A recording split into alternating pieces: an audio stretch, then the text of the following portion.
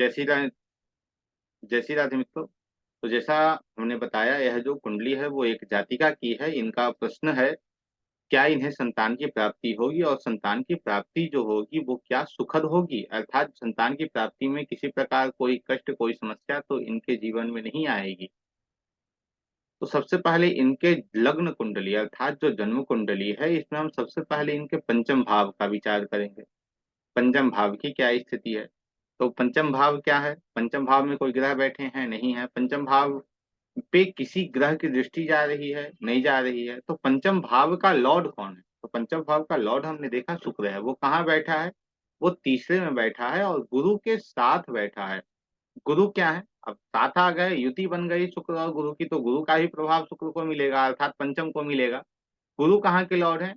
गुरु खुद त्रिसराय हैं और 12वें भाव के लॉर्ड हैं, अर्थात तीसरे और 12वें के लॉर्ड हैं, जो किसी भी ग्रह के लिए इन दोनों भाव का लॉर्ड होना अच्छा नहीं माना जाता है। तो त्रिसराय के लॉर्ड हैं, तीसरे के लॉर्ड हैं, परंतु वो बैठ भी तीसरे में गए हैं। तो इसलिए गुरु के लिए यह एक अच्छा संयोग है, क्योंकि यह उपचय भाव भी है जो समय के साथ ग्रो करता है, समय के साथ आगे की ओर बढ़ता है। तो शुक्र की दशा, अब शुक्र तो संतान दे रहा है क्योंकि वो गुरु के साथ भी जुड़ा हुआ है। नैसर्गिक गुरु जो हैं वो शुभ हैं। तो इस स्थिति में शुक्र संतान देंगे और शुक्र के साथ गुरु भी संतान देंगे। अब गुरु क्यों संतान देंगे? क्योंकि शुक्र जो है वो अपने रिजल्ट को गुरु के साथ शेयर कर रहे हैं। तो गुरु और शुक्र के दशा में इस जातिका को संतान की प्राप्ति होगी।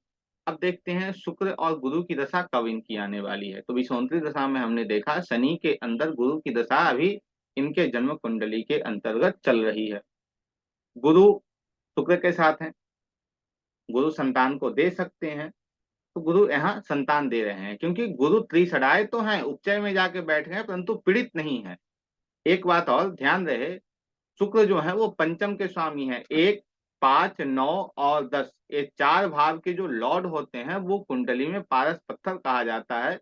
अर्थात ये जो लॉर्ड हैं वो योग कारक हैं, यदि किसी भी ग्रह के साथ बैठ जाए तो उसे वे बेहतर कर देते हैं।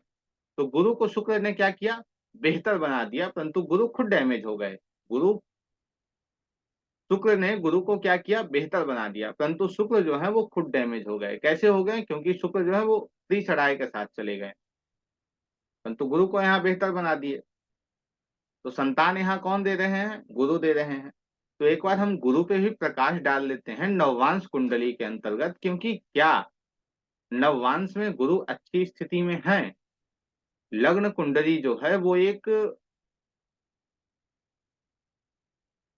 लग्न कुंडली जो है वो तो हमने देख लिया, परंतु नववांश को भी देखना उतना ही आवश्यक होता है। जैसे हमारी जो जीवन रेखा है, हमारा जो भाग्य है, वो हमारे जन्म कुंडली के 9वें भाव से देखा जाता है। वैसे ही हमारी जन्म कुंडली की क्या स्थिति है, अर्थात हमारे जन्म कुंडली का क्या भाग्य है, उस भाग्य को देखने के लिए हम नववांश का सहारा लेते हैं। क्योंकि D9 अर्थात भाग्य, तो हमारे जन्म कुंडली का भाग्य क्या है?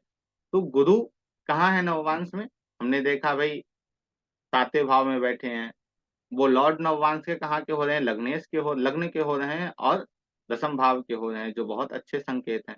बैठे किसके साथ हैं? केतु के साथ बैठे हैं। केतु कहाँ के लॉर्ड हैं? केतु ही नवम के लॉर्ड हैं।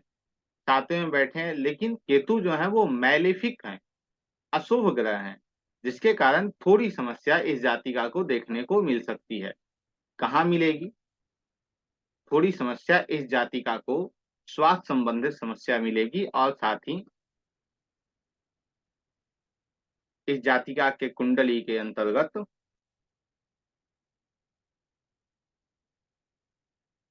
ऑपरेट होने के भी योग दिख रहे हैं। ऑपरेशन होने के भी योग दिख रहे हैं, अर्थात पहले तो यह है कि भाई ऑपरेशन नहीं होगा, परंतु दूसरा यह दिखा रहा है कि यह ऑपरेट होंगे। कैसे ऑपरेट होंगे?